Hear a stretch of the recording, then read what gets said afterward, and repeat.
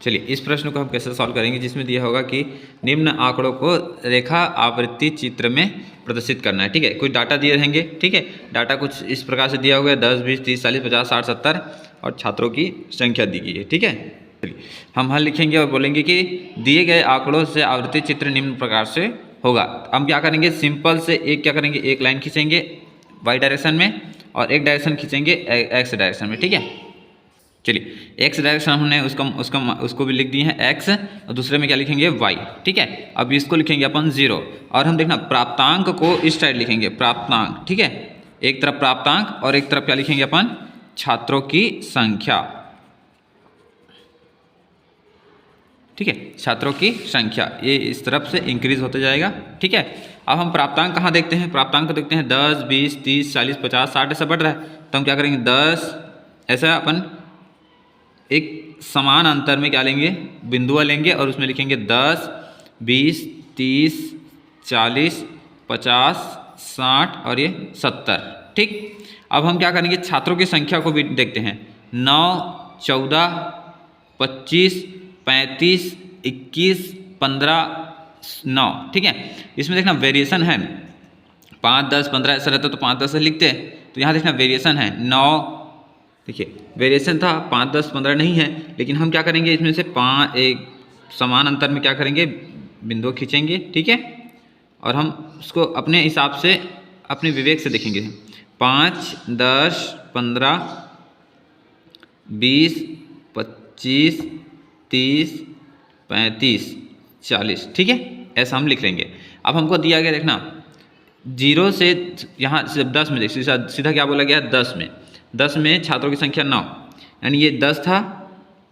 ठीक है, ये 10 है और बच्चों की संख्या 9, ये 10 है तुम्हारे पास, ये भी 10 है, ये भी 10 है। ठीक है, हमें इसमें छात्रों की संख्या में कौन सी लेनी है 9, तो ये इसके नीचे होगा कम से कम, ये नीचे। ठीक है, ये नीचे भाग उसके थोड़ा सा नीचे, और ये तो बना 10, तो यहाँ से आपका एक बिल्डिंग, एक पतला बिल्डिंग। ठीक है, ये हो गया तुम्हारे पास एक बिल्डिंग। दूसरा बिल्डिंग कहाँ बनेगा तुम्हारे पास 20 में, 20 में क्या बनेगा 14। ठीक है, ये 20 तो है, ये अपने नीचे वाला प्राप्तांक वाला 20, प्राप्तांक में 20 और छात्रों की संख्या में 14, तो हम देखते हैं ये 15 है, 15 से थोड़ा सा नीचे, 15 से थोड़ा सा नीचे 14 ही होगा, तो अपन यहाँ से करेंगे ये इस टाइप से। आपको दिया रहेगा क्या, ग्राफ पेपर दिया रहेगा तो आप उसमें अच्छे से देख सकते हैं। ठीक है, ये यहाँ से एक बिल्डिंग बनेगा। दूसरा देखते हैं, यहाँ 30 लिखा हुआ है प्राप्तांक में, प्राप्तांक में क्या तुम्हारे पास 30 और छात्रों की संख्या में लिखा 25, तो हम देखेंगे 25 है डायरेक्ट ये, तो ये 25। ठीक है, और इसमें दिया हुआ तुम्हारे पास 30। चलिए ये इस टाइप से एक बिल्डिंग यहाँ बनेगा। ठीक है, और उसके बाद देखना यहाँ दिया हुआ 40, 40 के साथ दिया होगा तुम्हारे पास 35, तो ये बोला गया तुम्हारे पास ये 35 है, और ये तुम्हारे पास दिया हुआ है 40, तो यहाँ से यहाँ तक की बिल्डिंग ये आपको ऐसे बनानी है। ठीक है, आपको यहाँ एक बात ध्यान रखनी है कि मैं यहाँ से यहाँ तक की बिल्डिंग ऐसे नहीं बनाऊंगा। क्यों, क्योंकि मुझे डायरेक्ट दिया गया है 10, ना कि 0 से 10 या 10 से 20 या 20 से 30 ऐसा नहीं दिया है। ठीक है, मुझे सिर्फ और सिर्फ 10 में दिया हुआ है, तो मैं 10 में ही बनाऊंगा, 0 से 10 में नहीं बनाऊंगा। ठीक है, चलिए जो बचा है उसको बना लेते हैं। 20 प्राप्तांक में कितना है तुम्हारे पास 50 और छात्रों की संख्या में तुम्हारे 21। ठीक है, प्राप्तांक में दिया हुआ 50 और 21, तो ये 20 है, 20 से थोड़ा सा ऊपर, 20 से थोड़ा सा ऊपर ये क्या हो जाएगा तुम्हारे पास 21 होगा, तो मैं यहाँ से एक बिल्डिंग यहाँ बनेगा। ठीक है, तीसरे देखते हैं क्या बच गया 60, 60 में कितना है तुम्हारे पास 15, तो ये तुम्हारे पास 15 है, 15 को आगे बढ़ा दो और उसके बाद 60 में मिला दो। ठीक है, 60 में मिलाने के बाद एक बिल्डिंग बना दो। ठीक, उसके बाद हम देखें 70 में कितना है तुम्हारे पास 9, तो मैं बोलूँगा ये 10 से नीचे वाला 9 था। ठीक है, तो ये 70 में आ गया हमारा 9।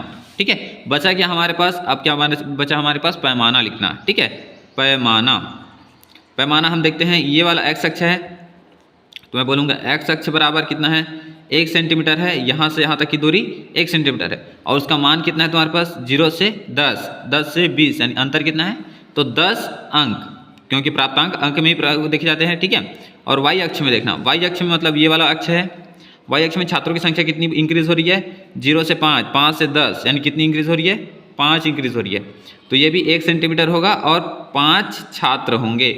तो इस टाइप से आपको ये वाला प्रश्न भी आसानी से सॉल्व करना है। ठीक है।